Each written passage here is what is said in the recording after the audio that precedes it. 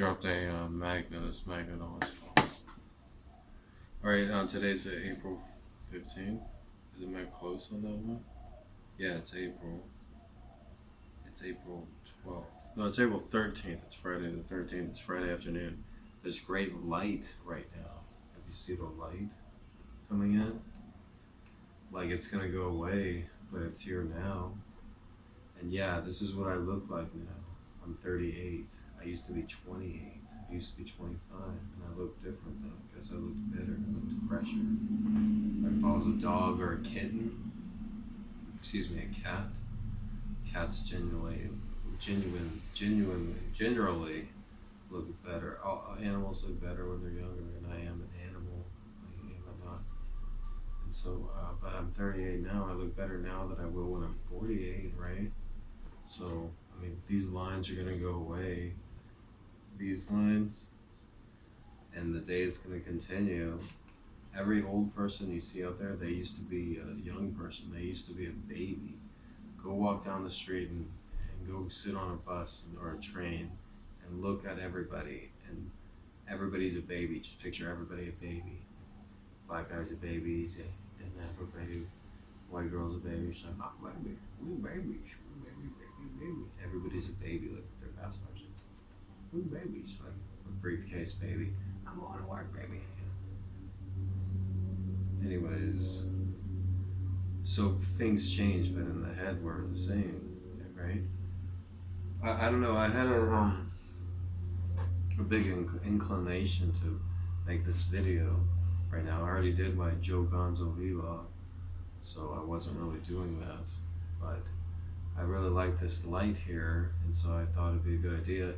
And it's always good to do action. That's one thing I learned this year with these two calendars right there. You know, action and the two calendars, more importantly, has taught me to record your action. That's very hard to do when you're sleeping on couches or campsites in the woods. But when you have your own apartment, your own house, your own living space, your own room, and you have calendars where you can mark everything, and you spend time alone like everybody generally does, then you can, you know, progress and see your progress and stuff like that. And subconsciously and consciously, you want to improve on that, you know. Like I put a W every day that I do a serious amount of writing, and so sometimes I get a streak going. Like right now I have like 8 W's in a row, you know. But then I'll go like 2 weeks without a W, and I'm like, oh, but subconsciously I'm like, oh yeah, and then I get a W going, and I want to be W. You know, it's so such a good idea to write things down and record your progress, even though you think like, I don't do that. That's a young person's thing. Like, I don't need to do that, you know. I'll just do it, you know? No, you won't. You're not going to do it. Everybody thinks they're so strong. That's like my brother Michael. It's like his subconscious is stronger. I don't even have a subconscious. I would know about it, you know? Like, no, you don't. You wouldn't. That's why it's a fucking subconscious. But anyways, I worked only like half a day or substituting this week. But then I also I did tutoring at the reading company for 2 hours, which I'm really good at, you know, working with students, teaching. And it's like so easy that it comes naturally to me. It doesn't feel like work.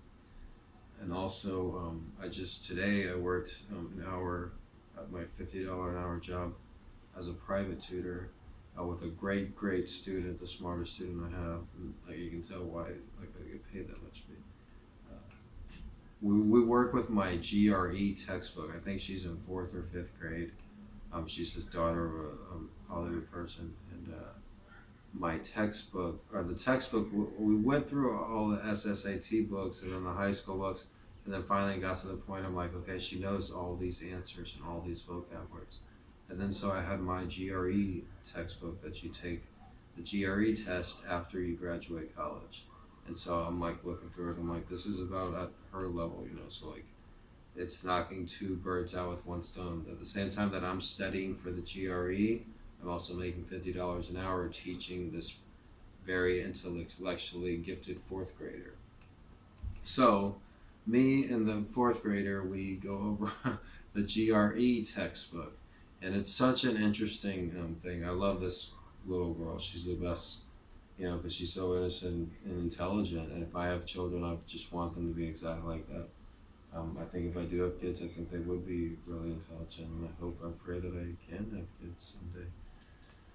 But anyways, so me and my student, we go over my GRE textbook, and she's right there with the level, and she gets the correct. She works pretty fast, but she gets everything correct right then. We work it together basically, and I let her know that too. I'm like, I haven't done these problems yet, so me and you, we're gonna work this, and we're gonna find out the answer. And then we work it and talk it out, especially if it's a math problem, if it's a word problem.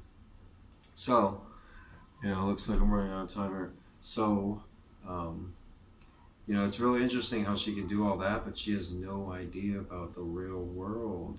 There's different levels of intelligence. Like, she could study all day, every day, which she does probably 12 hours a day, but she has no idea about the real world. Like, she thinks that Santa Claus was real, and I'm like, what?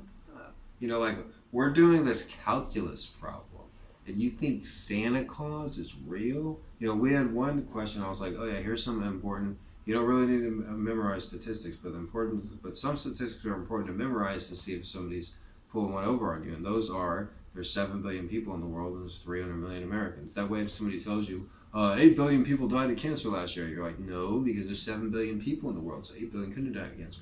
And I told her those statistics, and we were doing some work, and I'm like I'm not gonna straight up tell her that the Santa Claus isn't real and the Easter Bunny isn't real, but she knows those statistics, that there's 7 billion people in the world and 300 plus Americans, 300 million Americans, and these 350 million, 350 million Americans, and she's like, I'm like, so yeah, there's 7 billion people in the world, right? And she's like, yeah. So I'm like, hey, even if you could meet every single person, you wouldn't have enough time to meet each person, because, you remember what a mil means, right? It's like 1,000, yeah.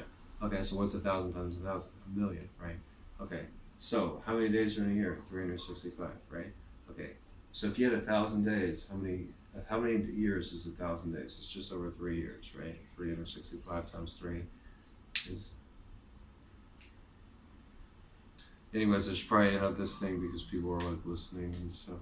But so the fact of the matter, what I was trying to explain is that I wasn't gonna straight up tell her that Santa Claus wasn't real, but if she knows how many people are in the world, seriously. But anyways, I was gonna show the whole idea for the video was the lighting, and that's faded away. But then I was also gonna mention how during our next tutoring session, because I just recently did the tutoring session. During the next tutoring session, me and my student and her mother were going to play blackjack, because I used to work as a blackjack dealer.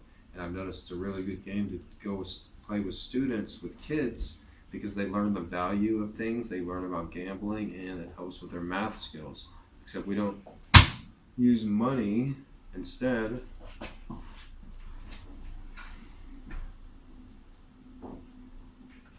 I got it here. Ow. Hold on. I hurt my hand. Instead, we use candy. Now that's just gotten out of control. My hand, I really hurt my hand real bad. I think I might have to go to the hospital. All right.